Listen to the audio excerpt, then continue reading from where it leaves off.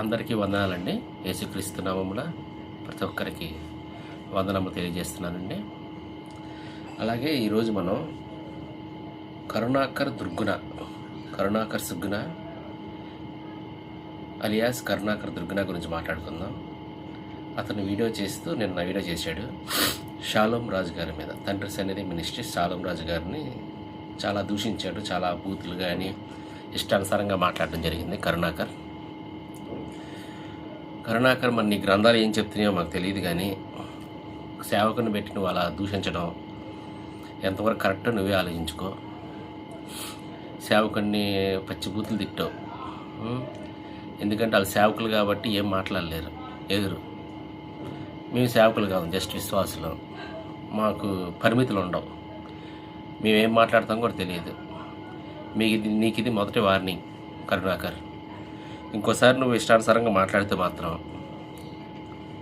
నీకు తగిన భాషలోనే బుద్ధి చెప్పడం జరిగింది. అర్థమైందా? బూతులతో రెచ్చిపోయావు. మాకు పరిమితులు ఏమి ఉండవు. మేము నీలాగా ఇష్టానుసారంగా మాట్లాడతాం. దానికి నువ్వు రెడీ అనుకుంటే మేము కూడా రెడీ. అర్థమైందా? బైబిల్ని దూషించావు. నల్లట్ట పుస్తకం, బొకడా పుస్తకం ఇష్టానుసారంగా మాట్లాడు. మరి మా బైబిల్ని, నీ పురాణాలు, నీ రామాయణం, మహాభారతం గ్రంథాల గురించి చూసుకుంటే మా బైబిల్లో దేవుడు ఎక్కడా తప్పు చేయలేదు. తప్పు చేసినట్టు చూపించు. నీకు లైఫ్ టైం ఛాలెంజ్. బైబిల్లో యేసుక్రీస్తు దేవుడు కానీ యెహోవా తండ్రి కానీ తప్పు చేసినట్టు నిరూపించు.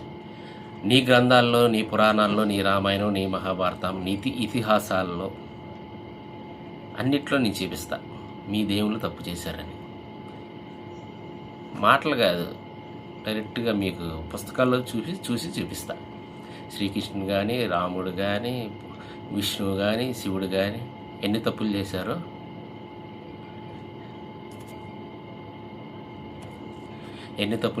నీకు చూపిస్తాం.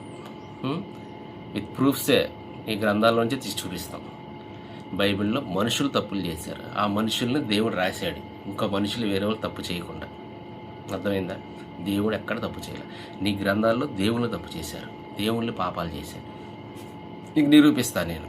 నీటిలోనే కృష్ణుడు చేసిన పనులు కానీ, విష్ణువు చేసిన పనులు కానీ, శివుడు చేసిన పనులు కానీ చాలా ఉన్నాయి.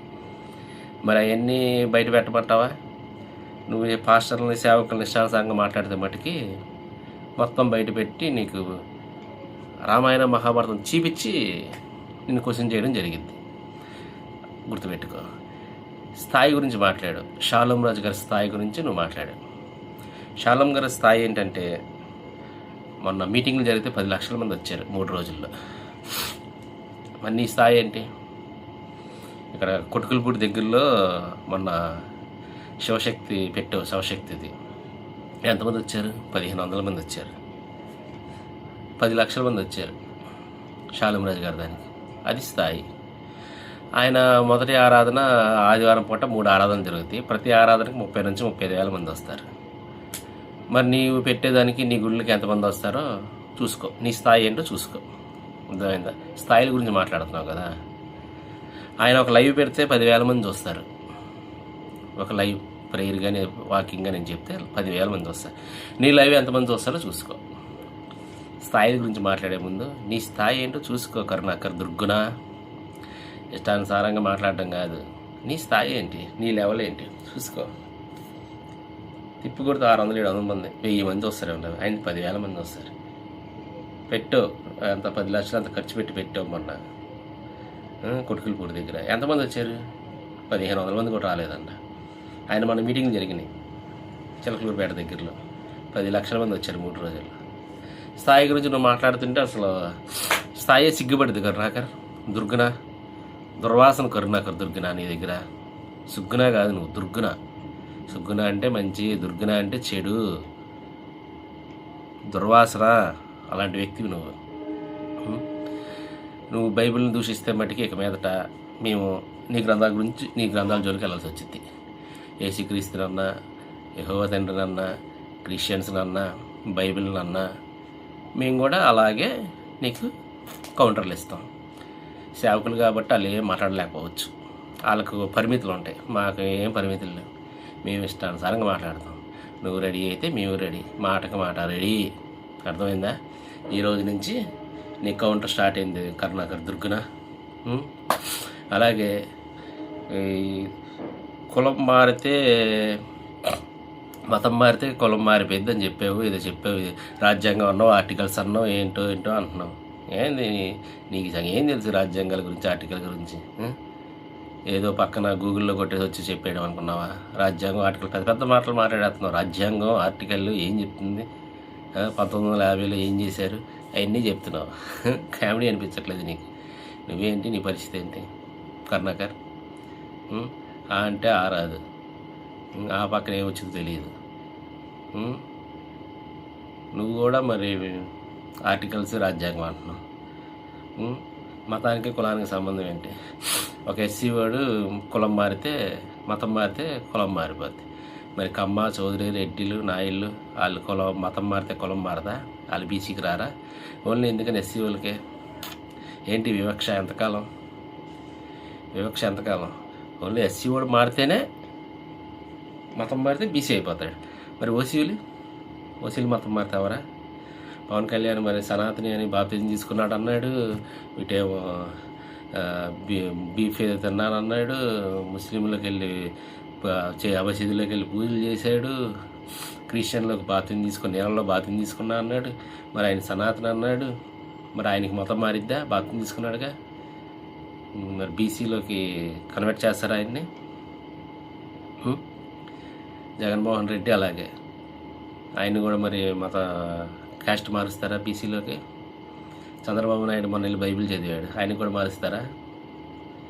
ఈ కులానికి మతానికి సంబంధం ఉండదు. మతం అనేది మనసుకు సంబంధించింది, కులానికి అనేది వృత్తికి సంబంధించింది. దాని దీనికి లింక్ పెట్టి ఏయో రాజ్యాంగం ఆర్టికల్స్ అన్నావు. సగం వచ్చు సగం తెలియదు నీకు, హాఫ్ నాలెడ్జ్ గడివే కరుణాకర్గా. నీకు ఎందుకు ఇవన్నీ? లిమిట్లో ఉంటే మంచిది. సేవకులు ఇష్టానుసారంగా మాట్లాడితే మట్టుకి నువ్వు ఈ రోజు నుంచి లెఫ్ట్ అండ్ రైటే. అర్థమైందా? కొడక గిడక పచ్చి బూతులు తిడుతున్నావు. ఆయన స్థాయి ఏంటి, నీ స్థాయి ఏంటి? అడుక్కునే వెదవా నువ్వు కూడా ఆయన అనేవాడు. నువ్వు నీ చండాల బతుకు.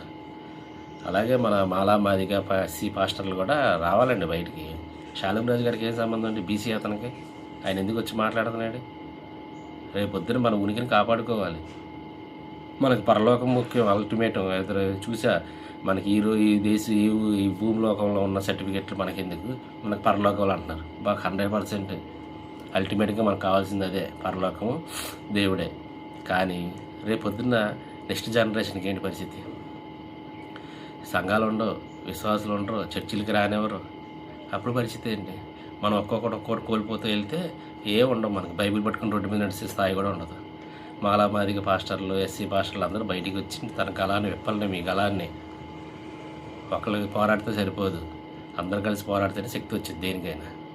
మాకెందుకులే, మా సంఘం, మా విశ్వాసులు, మా దశమ భాగాలు, మా చందాలనుకుంటే అంతే. అసలు రేపొద్దున మీ సంఘాలు కూడా ఎవరు రానివ్వరు. సంఘాలు ఉండేవారు, కూల్చేస్తారు.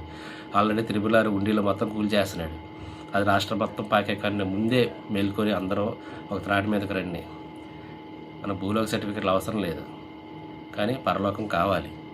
కానీ మనకంటూ హక్కులు ఉన్నాయి, వాటి కోసం పోరాడాలి. రేపు పొద్దున్న క్రైస్తవ మతం సర్టిఫికేట్ తీసుకుంటారు, రేపు పొద్దున్న దేశంలో ఉండద్దు అంటారు. ఇది హిందూ దేశం, క్రైస్తవులు ఇక్కడ ఉండకూడదు అంటారు. అప్పుడు ఏం చేస్తారు? వేరే దేశం వెళ్ళిపోతారా? ఏ దేశం రానివాడు. మన తాత ముత్తాతలు ఇక్కడ ఉన్నారు, మన ట్యాక్సులు కట్టింది ఎక్కడ, మన పెరిగింది ఎక్కడ మొత్తం. రేపు పొద్దున్న మా హిందూ దేశం, మీ క్రిస్టియన్లు ఎందుకు ఉంటారంటారు. క్రిస్టియన్ సర్టిఫికేట్ తీసుకున్నప్పుడు ప్రతి ఒక్కరికి ఇదే వచ్చింది. మీ క్రిస్టియన్ దేశం కాదు, ఇది హిందూ దేశం, మీ క్రిస్టియన్ దేశం వెళ్ళిపోండి అంటారు. ఎక్కడికి వెళ్తారు? అలా ఉండకుండా మన హక్కులన్నీ కోల్పోయి నెక్స్ట్ జనరేషన్కి మనం ఏమి ఇవ్వలేము. వాళ్ళు బైబిల్ పట్టుకొని పాటలు పాడటం, సువార్త ఏమి ఉండదు, మొత్తం కోల్పోతాం. కనుక ఎస్సీ పాస్టర్లు అందరూ బయటకు వచ్చి నోరు విప్పి గలం ఇప్పండి, బయటికి రండి. శాలిం రాజు గారు బీసీ, ఆయన మాట్లాడినందుకు కరుణాకర్ గారు ఎన్ని మాట్లాడినాడు విన్నారా? మీరు ఎందుకు మాట్లాడట్లేదు దేని గురించి? మన సంఘం, మన విశ్వాసాలు అనుకుంటున్నారు. రేపు సంఘాలు ఉండవు, విశ్వాసాలు ఉండవు, అన్నీ లాగేసుకుంటారు, అన్నీ కూల్చేస్తారు. జాగ్రత్త పడండి, మన హక్కుల కోసం మనం పోరాడదాం. అర్థమైందా? అందరు గలం ఇప్పాలని కోరుకుంటున్నాను. కరుణాకర్గా నీకు ఉందరే ఈ రోజు నుంచి నువ్వు బైబిల్ని కానీ, దేవుళ్ళని కానీ, సేవకులను కానీ అను. ఈ రోజు నుంచి నీకు ఉంటుంది. నువ్వు ఏ లాంగ్వేజ్ మాట్లాడతావు, నేను అదే లాంగ్వేజ్ మాట్లాడతాను. గుర్తుపెట్టుకో, తగ్గేదే లేదు. గుర్తుపెట్టుకు చాలా జాగ్రత్తగా మాట్లాడి ఇష్టానుసారంగా బూతులు పచ్చి బూతులు మాట్లాడుతున్నావు. మాకు పరిమితులు లేవు, మీ సేవకులు కాదు, జస్ట్ విశ్వాసులు. నీకన్నా ఎక్కువ వచ్చి బూతులు. అర్థమైందా? ఇక చూద్దాం కరుణాకరగా.